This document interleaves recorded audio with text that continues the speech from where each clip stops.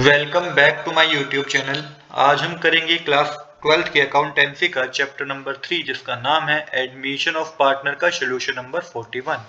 Question number 41 बच्चों मैंने already note कर रखा है। क्वेश्चन नंबर 41 में हमें बता रखा है A and B are partner sharing profit in the ratio of 3:2। They admit C into the firm for 3/7 profit which he takes 2/7 from A and 1/7 from B and brings 6 lakh as premium out of a share of 7,20,000. Goodwill does not appear in the books of A and B. तो इस question में आपको journal entries करनी है। Question बता रखा है ए और बी दो पार्टनर है जिनका ऑल प्रॉफिट शेयरिंग रेशियो 3:2 है। सी को एडमिट किया गया पार्टनरशिप में 3/7 शेयर के साथ जो कि उसने एक्वायर करे हैं 2/7 ए से और 1/7 बी से। सी की जो गुडविल थी, प्रीमियम फॉर गुडविल जो बनता था सी का, वो 7,20,000 था पर वो लेके आया सिर्फ 6 लाख रुपीज। और आगे बता रखा है goodwill does not appear in the books of A and B. तो सबसे पहले हम इस क्वेश्चन में सैक्रिफाइसिंग रेशियो पता करेंगे। तो सैक्रिफाइसिंग रेशियो क्या होता है? सैक्रिफाइसिंग रेशियो होता है sacrificing ratio is the most crucial part as a premium for goodwill is always distributed in this ratio. तो सैक्रिफाइसिंग रेशियो हमें इसलिए पता होना चाहिए क्योंकि प्रीमियम फॉर गुडविल जो है ना वो हमें सैक्रिफाइसिंग रेशियो पे ही निकालना होता है। अब यहाँ पे सैक्रिफाइस कितना करा पार्टनर ने? सैक्रिफाइस कितना किया पार्टनर ने? जो ए ने सैक्रिफाइस किया 2/7, बी ने सैक्रिफाइस किया 1/7। तो सैक्रिफाइसिंग रेशियो जो हमारी होगी वो 2:1 होगी। तो यहाँ पे सैक्रिफाइसिंग रेशियो हमें पता चल गया 2:1 है।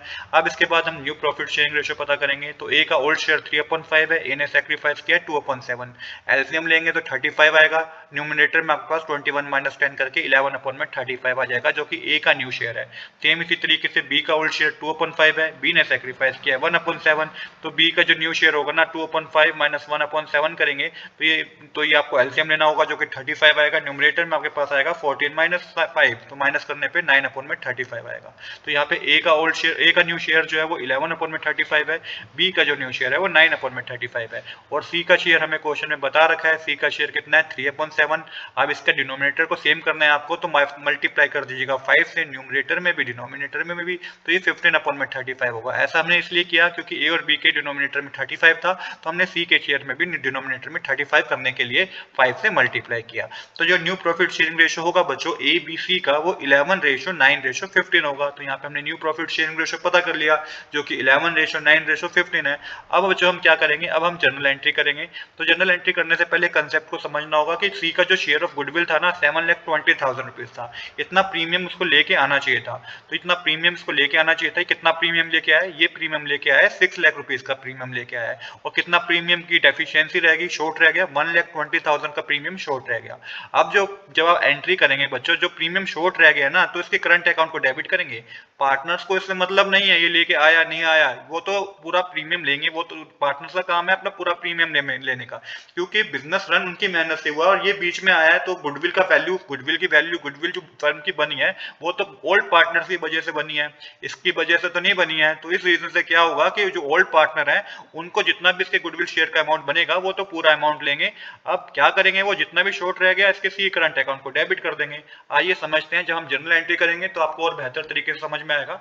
तो सबसे पहले देखिए, जो प्रीमियम फॉर गुडविल था वो कितना था? वो 7,20,000 रुपीज का था। इस हिसाब से जो सैक्रिफाइसिंग रेशियो थी वो 2:1 थी।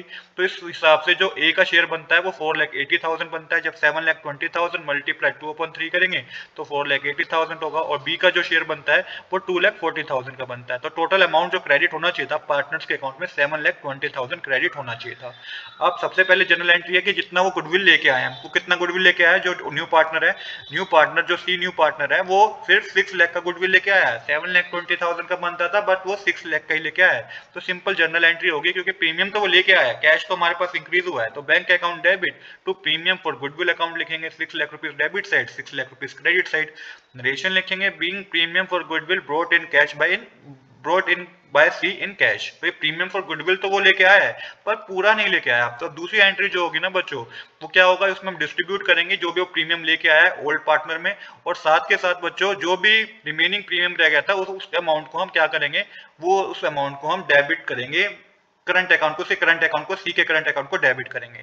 तो देखिए, अगर वो प्रीमियम लेके आया तो एंट्री होनी चाहिए थी premium for goodwill account debit to A capital account to B capital account, अगर वो पूरा प्रीमियम ले आता।